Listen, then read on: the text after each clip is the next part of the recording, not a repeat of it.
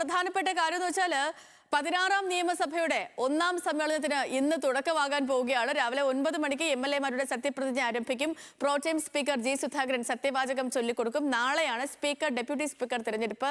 അനുരു അശോകൻ വിശദാംശങ്ങളുമായി നമുക്കൊപ്പം തത്സമയം ചേരുന്നുണ്ട്. അനുരു, ഗുഡ് മോർണിംഗ്. ഇപ്പോൾ ഇന്ന് MLA-മാരുടെ സത്യപ്രതിജ്ഞ ആണ് നടക്കുന്നത്. ഈ ഔദ്യോഗിക നടപടിക്രമങ്ങൾ മാത്രമേ ഇന്ന് ഉണ്ടാവുകയുള്ളൂ അല്ലേ?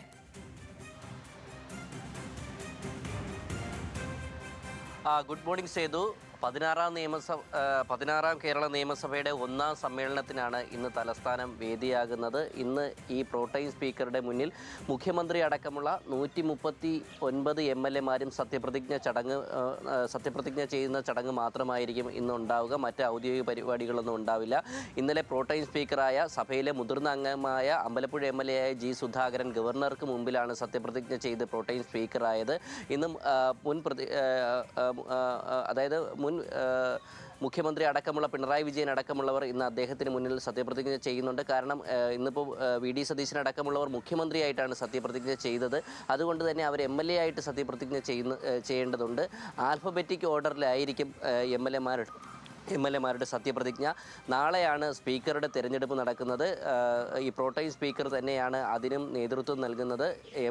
UDF-ൻ്റെ ഭാഗത്തു നിന്ന് തിരുവഞ്ചൂർ രാധാകൃഷ്ണനാണ് സ്പീക്കർ സ്ഥാനാർത്ഥിയായി രംഗത്തുള്ളത്. എന്നാൽ LDF-ൻ്റെ സ്ഥാനാർത്ഥി ആരെന്നുള്ളത് ഇതുവരെയും തീരുമാനിച്ചിട്ടില്ല. ഇന്ന് ചേരുന്ന LDF-ൻ്റെ പാർലമെൻ്ററി കമ്മിറ്റി യോഗമായിരിക്കും ഇക്കാര്യത്തിൽ ഒരു തീരുമാനമെടുക്കുക. 23 മുതൽ 28 വരെ പിന്നീട് സഭ ഉണ്ടാകില്ല. 29-ാം തീയതിയാണ് ഗവർണറുടെ നയപ്രഖ്യാപന പ്രസംഗം ഉണ്ടാകുക. തുടർന്ന് ജൂൺ 1 മുതൽ 3 വരെ നന്ദി രേഖപ്പെടുത്തുന്ന ഉപക്ഷേപത്തിന്മേലുള്ള ചർച്ചയും നടക്കും. ജൂൺ മധ്യത്തോടു കൂടിയായിരിക്കും UDF-ൻ്റെ ആദ്യത്തെ ബഡ്ജറ്റ് അവതരണം ഉണ്ടാവുക. തുടങ്ങിയ വിവരങ്ങളാണ് സേതു നമുക്ക് ലഭിക്കുന്നത്. എന്തായാലും രാവിലെ 9 മണിക്കാണ് MLA-മാരുടെ സത്യപ്രതിജ്ഞ നടക്കുന്നത്. MLA-മാരുടെ ആദ്യമായിട്ട് സഭയിലെത്തുന്ന MLA-മാരുടെയൊക്കെ സത്യപ്രതിജ്ഞ കാണാൻ കുടുംബാംഗങ്ങളടക്കം സഭയിലുണ്ടാകും സേതു.